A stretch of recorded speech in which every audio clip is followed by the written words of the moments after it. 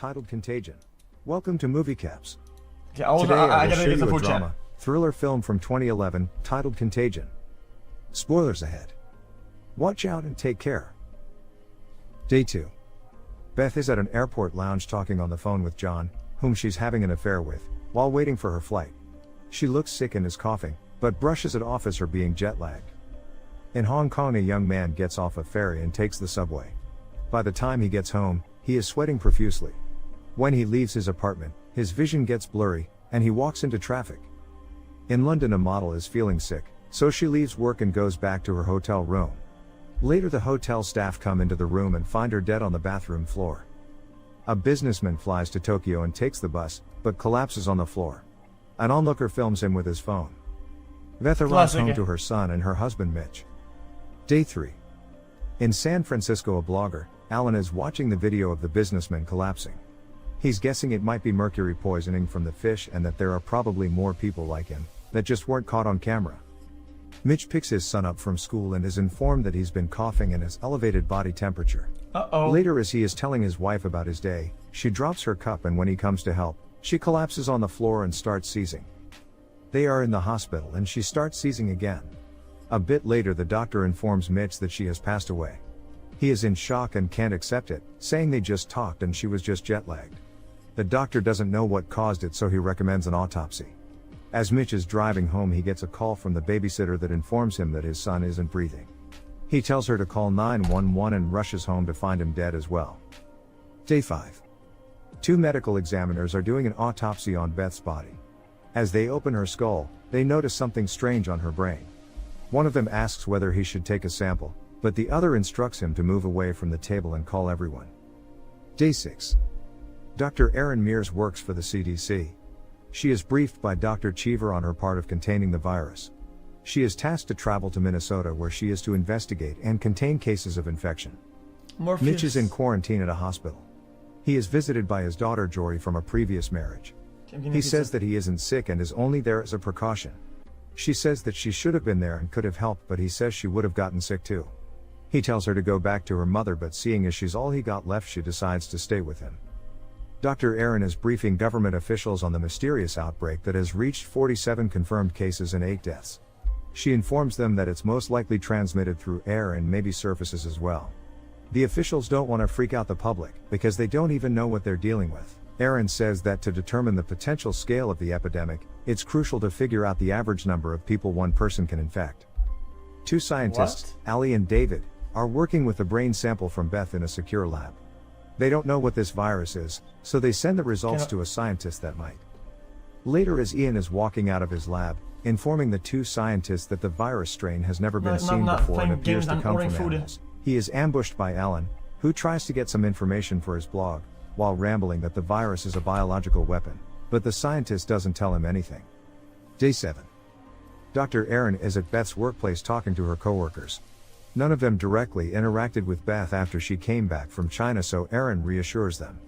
They mention that another coworker took her home from the airport, so she immediately calls him. Yeah, it's a bad movie. He is on the bus and she instructs him to get off because he is highly contagious. He waits at the stop until Beth arrives with a containment crew. Meanwhile, a doctor asks Mitch a bunch of questions about Beth, trying to figure out the virus origin, and other people she may have interacted with.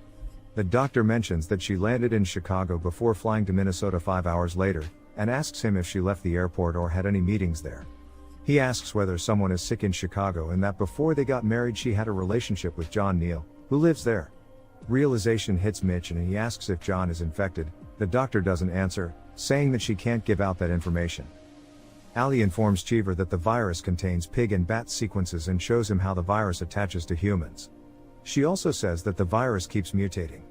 The virus mortality rate is over 20%, and there are no treatment protocols or vaccines, so Dr. Cheever orders that from now on only highest security labs should work on it, in fear of it leaking out. Ali calls Ian and tells him he isn't allowed to work on the virus because his lab doesn't have the right security certification. He thinks this is a mistake, because he is making progress and thinks that only working on it in government-run labs will slow the research. Day 8. Dr. Cheever informs the public that the virus is in Minneapolis, Chicago, Los Angeles, Boston and Salt Lake, and that the list is expected to grow.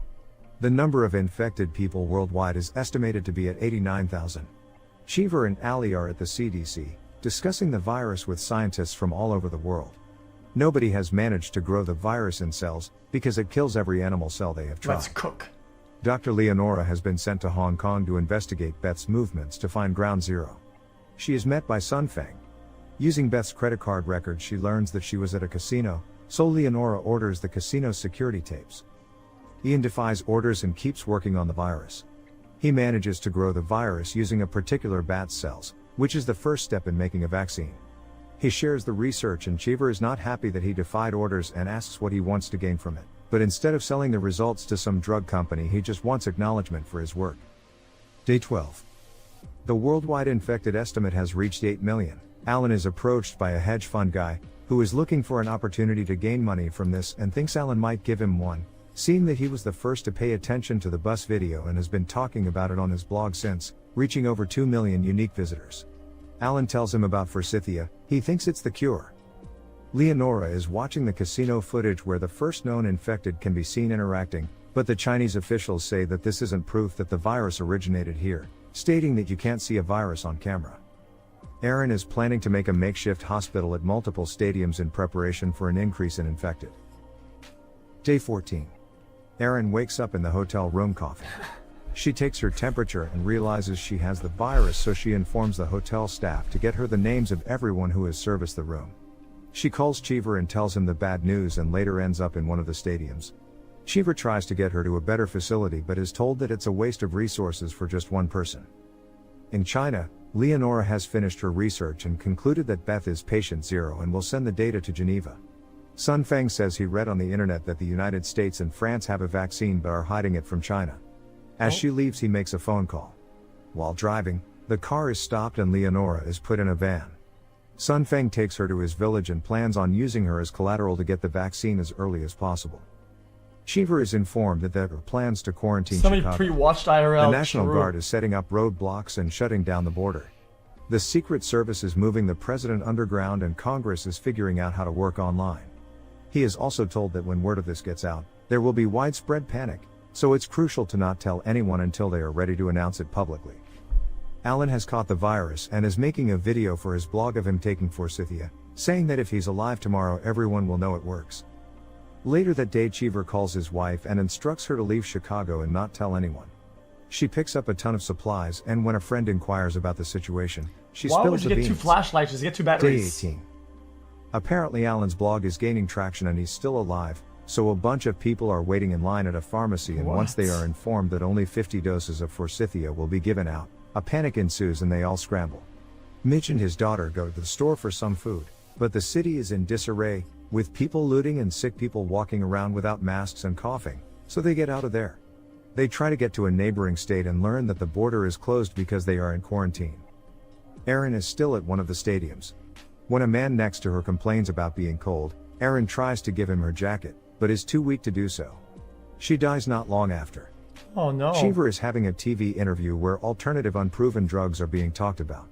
He informs that they are being evaluated, but besides that, the best people can do is wash their hands and social distance. When Alan comes on, he is quoted saying that the truth about the virus is being kept from the world by the CDC and WHO to allow friends of the current administration to benefit financially and physically. Alan insists that the WHO is in bed with pharmaceutical companies, but Cheever denies these claims and reasons that there is no science to back up forsythia.